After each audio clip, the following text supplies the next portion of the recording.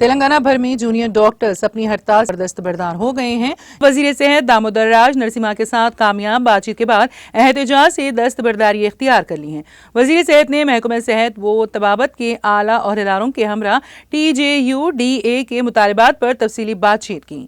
احتجاجی junior doctors کے مطالبات کی تکمیل کے خصوص میں ریاستی حکومت نے ٹیچنگ ہاسپٹلز میں ہاسٹلز کی تعمیر کے لیے 204.85 کروڑ روپے کی انتظامی منظوری دی، جس پر جونیئر ڈاکٹروں نے اپنا احتجاج ختم کر دیا۔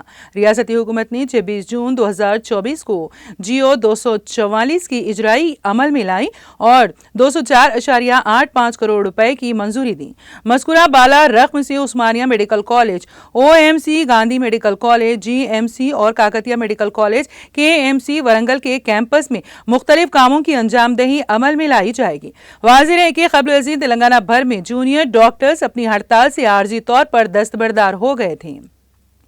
DME محکمہ صحت کی اس خصوص میں منگل کی نصف شب تک بات چیت کامیاب ہونے کے بعد یہ فیصلہ لینے کا آیا تھا۔ سینئر عہدیداروں نے گاندھی اور عثمانیہ اسپتالوں میں جونیئر ڈاکٹروں کے لیے رہائشی عمارتوں کی تعمیر کی یقین دہانی کروائی ہے۔ اس کے علاوہ حکومت نے کاکتیہ یونیورسٹی میں سڑکوں کی مرمت کے لیے فنڈز فراہم کرنے کا بھی وعدہ کیا ہے۔